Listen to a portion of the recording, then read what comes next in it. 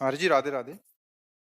महाराज जी नाम जप करने पर भी हमें अपना प्रारब्ध भोगना ही पड़ेगा। तो फिर नाम जप करने का क्या लाभ होगा महाराज जी? अगर हम डॉक्टर के पास गए और फिर भी रोग ठीक ना हो अर्थात कर्म बंधन ना मिटे तो फिर नाम जप का कैसे लाभ महाराज जी हम रोग समझना तो चाहते एक हैं। तात्कालिक, एक ही शरीर को नष्ट करने वाला विषय होता है। लेकिन ये भवरोग ना अनंत जन्मों का हिसाब जो रखा हुआ है, वो इसके लिए थोड़ा ज्ञान की जरूरत है। अगर नहीं जानोगे तो फिर ये जो शरीर हमारा मिला है, ये दो प्रकार के कर्म को मिश्रित करके दिया गया है, शुभ और अशुभ। शुभ कर्म का तात्पर्य होता है पुण्य, अशुभ कर्म का तात्पर्य होता है पाप। शुभ कर्म का फल होता है सुख लौकिक, और अशुभ कर्म का फल होता है दुख लौकिक। अब जो स्टॉक अनेक जन्मों का रखा हुआ है, उसमें शुभ अशुभ पूरा गोदाम भरा हुआ है, उससे कुछ निकाल करके ये मनुष्य शरीर बनाया गया है, जिसे प्रारब्ध कर्म कहते हैं। इसे उसे संचित कर्म कहते हैं। जो इस शरीर से हम नए कर्म कर रहे हैं, उन्हें क्रियमाण कहते हैं। वो दो ही प्रकार के, शुभ और अशुभ। अब इस कर्म जाल से मुक्त होने के लिए ना तुम्हारा कोई पुण्य काम करेगा और ना तुम्हारा कोई तीर्थाटन काम करेगा। इसमें काम करेगा भगवान का आश्रय और नाम जप। अब जब हम भगवान का आश्रय और नाम जप करते हैं, तो पहला इसका प्रभाव होता है हमारे मन को जलन पैदा करना। क्योंकि मन में जो पाप करने की प्रेरणात्मक शक्ति है, उसको भस्म करने के लिए तो पहला नाम काम करता है, मन की उस पापात्मक शक्ति को भस्म करता है, जिससे हमारे द्वारा पापाचरण, गंदे आचरण होते हैं। दुख का कारण गंदा आचरण, वो गंदा आचरण करने वाली प्रवृत्ति को मन भस्म करता है। अब जब इधर आचरण सही होना शुरू हुए, अब वो पूर्व पर प्रहार करता है। जो हमारे जन्म जन्मांतर के पाप जमा है, उनको नष्ट कर रहा है। भगवान उन्हीं को संकेत करते हैं, हम सर्व पापेभ्यो मोक्षयिष्यामि मा शुचा। अब जो क्रियमाण हो रहे हैं, क्योंकि मन की पाप वासना भस्म हो रही, तो अब अच्छे हो रहे हैं, जगत मंगल के लिए हो रहे हैं, शुभ हो रहे हैं। जो हमारा प्रारब्ध आया है, उसको जैसे 100 थप्पड़ लगने हैं, तो 2 लगेंगे, 98 क्षमा हो जाएंगे, पर लगेंगे, क्योंकि उसका रचना हो चुकी, प्रारब्ध की रचना हो। अब भजन से हमें क्या लाभ मिला? हमारे सारे संचित खत्म हो गए।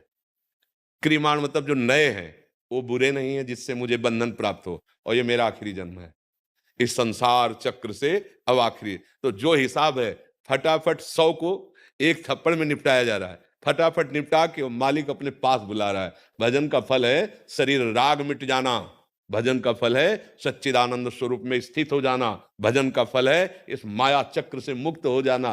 अभी बच्चे हो इसलिए समझ में नहीं आ रहा, तो ऐसा मत समझो कि नाम जप या भगवान का भजन दुख नहीं, दुख को जड़ मूल से नष्ट कर देता है। पर इस शरीर की रचना जो हुई है, उस समय जो प्रारब्ध रचना में रखा गया है, उसको भोगने की सामर्थ्य भगवान देते हैं और कम में भुगता देते हैं। बिल्कुल बात सत्य। दुख किसको कहते हैं? दुख समझो, दुख कहते हैं मन की कल्पना को। आपको लगेगा कल्पना, हाँ, आप अविनाशी हो। जब आप में किसी अस्त्र शस्त्र का किसी भी तरह से प्रभाव नहीं पड़ सकता, तो दुख में कैसे पड़ गया? नैनम छिन्नन्ति शस्त्राणि नैनम दहति पावका न चैनम क्लेदयन्त्यापो न शोष्यति मारुता। आप भगवान के पूर्ण अंश हैं, आप भगवान के चिदानंश हैं, तो आप में कैसे दुख आया? मन का भ्रम और ये स्वीकृति। भजन से इसी में रहते हुए ये भ्रम खत्म हो जाता है।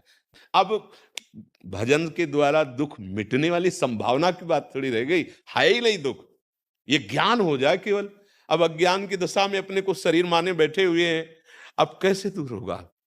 क्योंकि कितने ऐसे हमारे द्वारा पाप कर्म हुए हैं इस शरीर से, तो उनको तो भोगना ही पड़ेगा। तो इसलिए भाई, भोग के लिए तो तैयार रहो, और भजन का फल ये मांगो कि अब मुझे इस माया जनित संसार में आना ही ना पड़े। बहुत हो गया यार, कोई नहीं है अपना। देखो ना, देखो, सच्चाई की बात तुम्हें कह रहा हूं। अभी अगर शरीर छूटने को हो जाए, तो कौन है अपना? आप बताओ। तुम्हारा बैंक बैलेंस, पदाधिकार, तुम्हारी पढ़ाई लिखाई, रिश्ते नाते सब खत्म ना। अकेले आप उड़ोगे ना, अकेले यहां से जाओगे। अब आपके साथ वही कर्म रह गए जो फिर आपको जन्म देंगे, फिर वही पढ़ाई लिखाई, फिर वही पद, फिर मरो, फिर। तो कम से कम विचार करो, एक कार्य तो ऐसा करके जाओ जिससे हमको इस संसार में ना आना पड़े। वो है भजन। उसको सुरक्षित रखो, उसको जुकाम बुखार में मत खर्चा करो कि हम 100 बार कृष्ण कृष्ण बोले हमारा बुखार नष्ट हो जाए या हमारा ये रोग न, ये तो होगा। इसलिए हमारी प्रार्थना है, तर्क वितर्क में ना फंस के जैसे भी बने आर्त भाव से भगवान का नाम जप करो, अच्छे आचरण। Subscribe for more content.